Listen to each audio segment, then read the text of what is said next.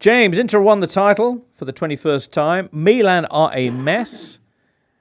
Anything happening with that refereeing scandal? Did I dream that there was a massive refereeing scandal? No. No? Okay. Let's begin with Inter. 2-0 rather over Parma this weekend. They only needed a point from their remaining 4 games. They got 3 on Sunday against Parma. And that's title number 21.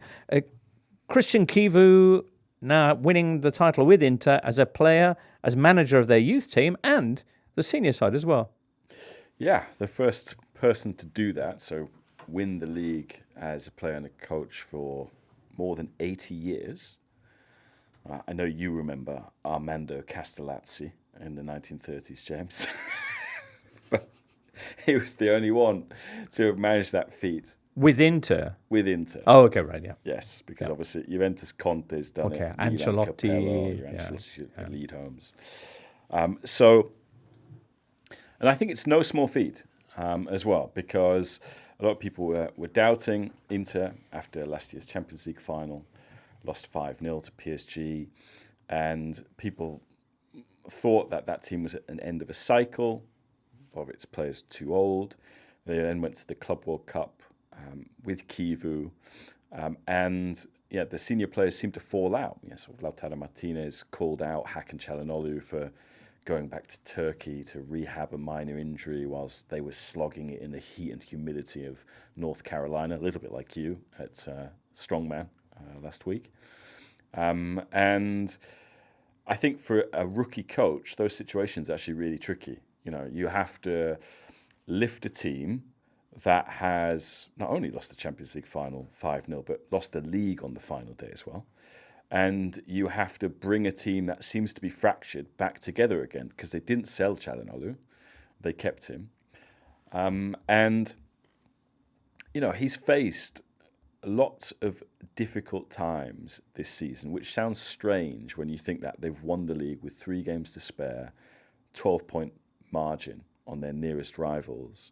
But, he's been without Lautaro Martinez, the top scorer for 9 league games in 2026. He's been without Çalhanoğlu for 11 league games. He's been without Denzel Dumfries, who was the main protagonist in the Champions League semi-finals last year, which, to just circle back on our conversation about Bayern PSG, I think no one doubts that the semi-final first leg between those two teams was arguably the best game of the decade. But whether it will be the best semi-final tie, we'll have to see if the first leg matches the second leg, because certainly Inter Barcelona, both games last year were magnificent. But Dumfries out for 3 months, so he's had to manage all of those things.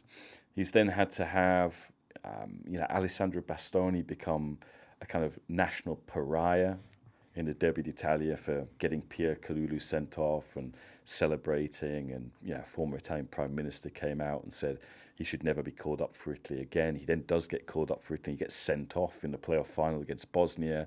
That was an Italy team with a lot of Inter players within it, including their kind of bright, young, fearless thing, Pio Esposito, who misses the first penalty in the shootout against Bosnia.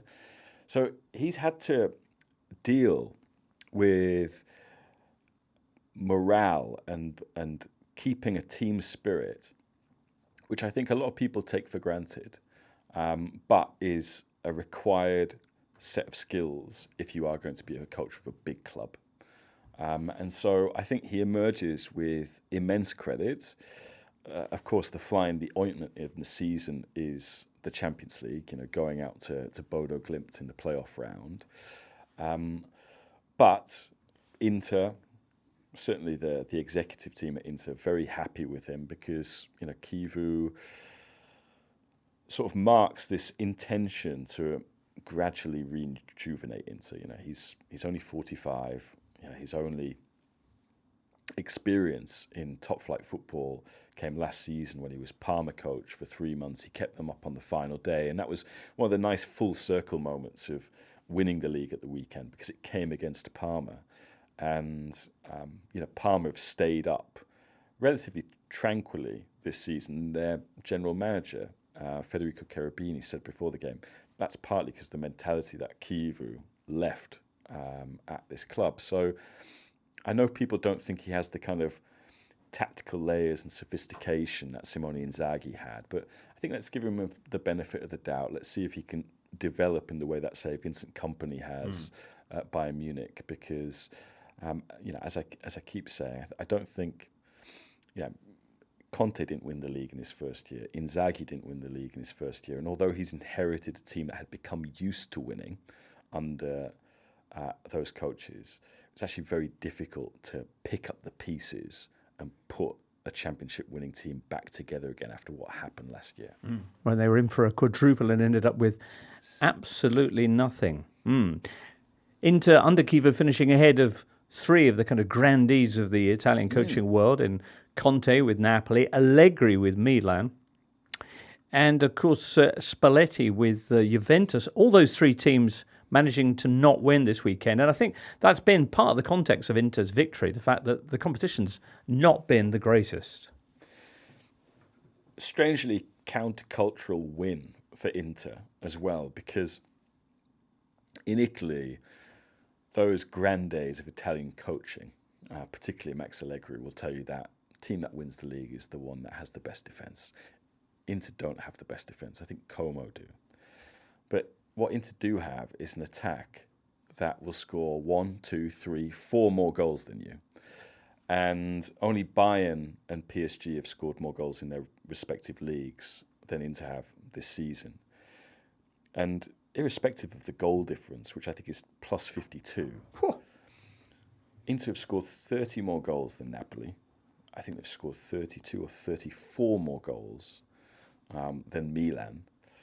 And that is where this title has been won. And, that comes, as I mentioned, with Lautaro, their skipper, who in all competitions has scored 20 goals or more again, but has largely been absent in 2026. And they've still found ways to score lots of goals and win games. So, the competition, it's interesting because up until a few weeks ago, Napoli were trending more or less on the same points as they had last year, even amid this big injury crisis that they had. Milan went from match day 2 until sort of March undefeated. But Inter have just had their foot on the accelerator, particularly since the spring.